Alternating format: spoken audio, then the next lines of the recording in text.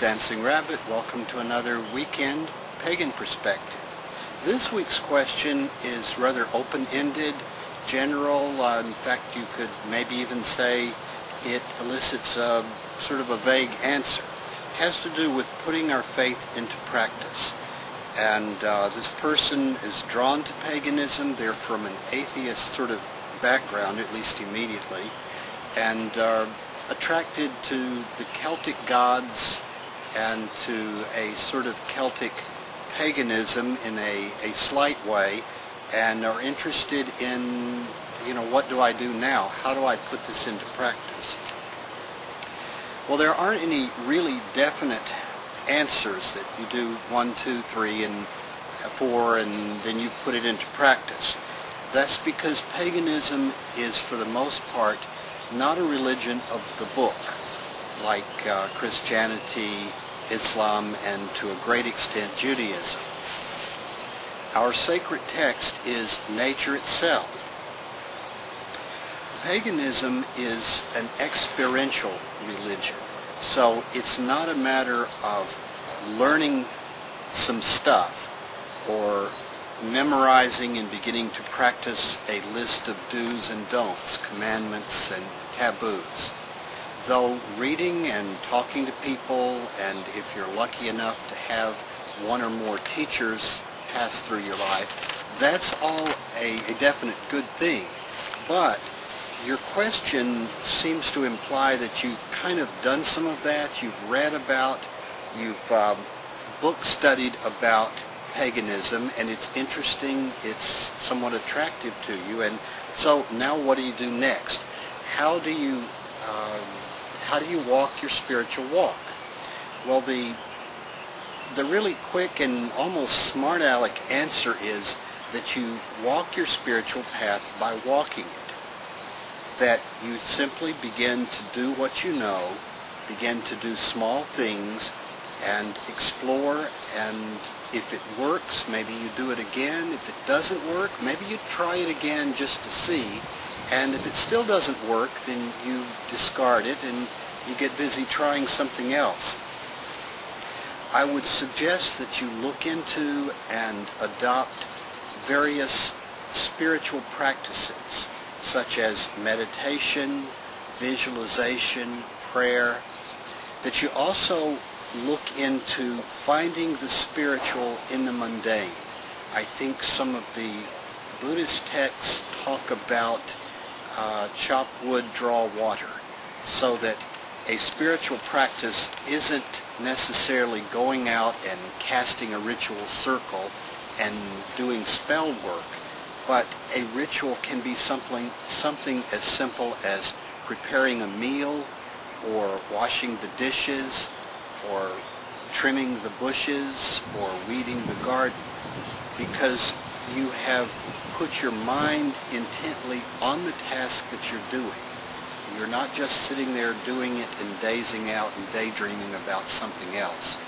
You're very mindfully doing that thing, and you're doing it with the intent of relating to the gods as a part of a spiritual practice. Paganism is a nature religion, and in ancient times most people were very closely connected to nature.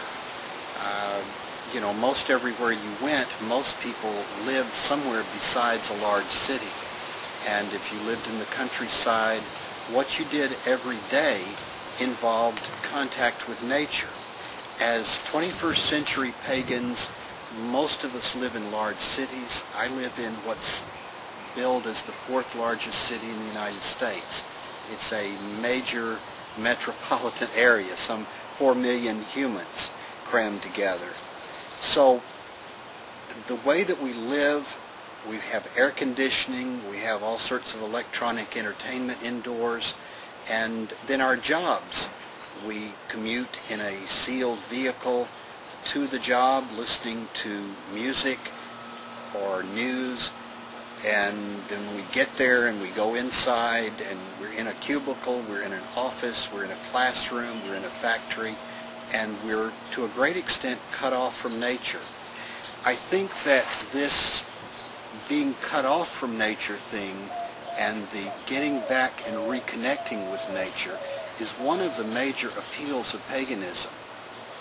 So I'd encourage you to set aside a little time every day to get out in nature, whether it's sitting in your backyard like I'm doing, or perhaps you don't have a backyard. Maybe you could go out on your apartment balcony.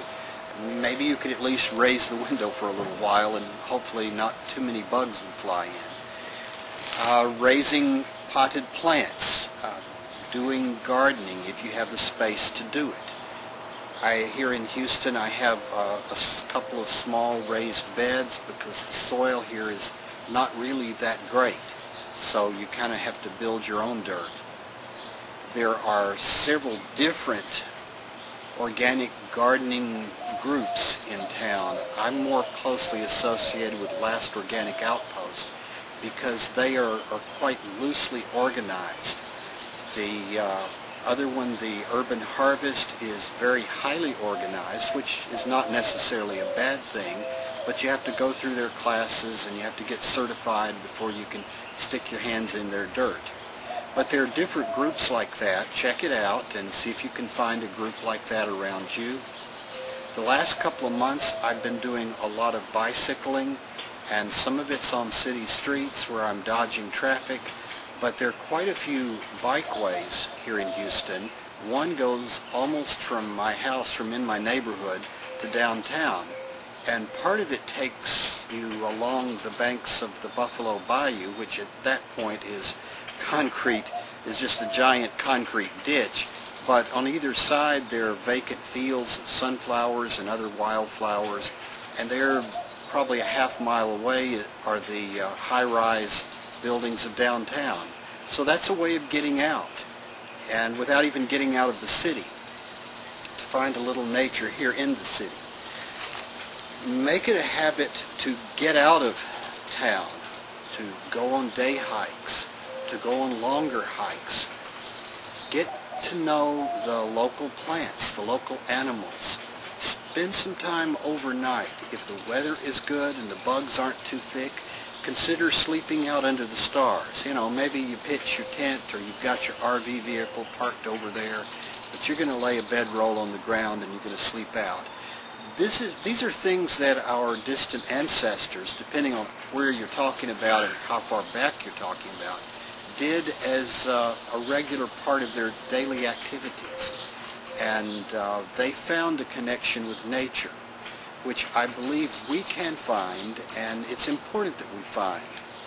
One of my favorite, it's not a light read, it's called The Last Child in the Woods, Last Child Out of the Woods, and the author makes the point that people really don't suffer from attention deficit disorder. What they're suffering from is nature deficit disorder. So getting out in nature is a cure for all sorts of stress-related mental and physical ailments. So get out in nature.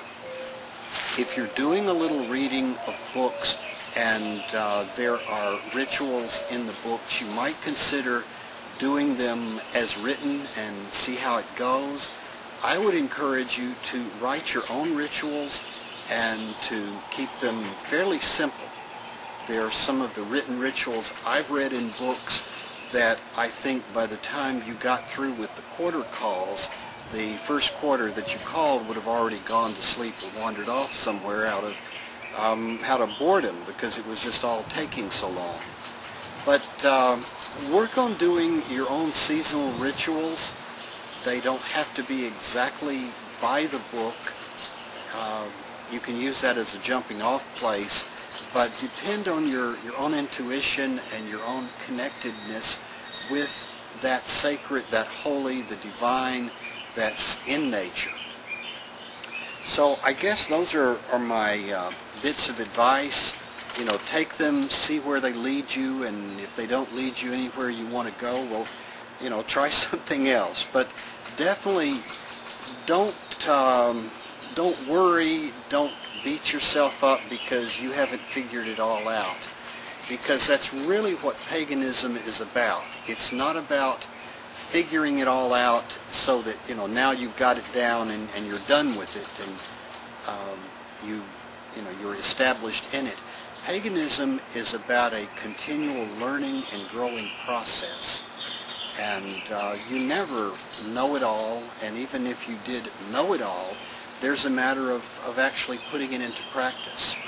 So, get out there, turn your computer off, go out in nature, and begin walking your path.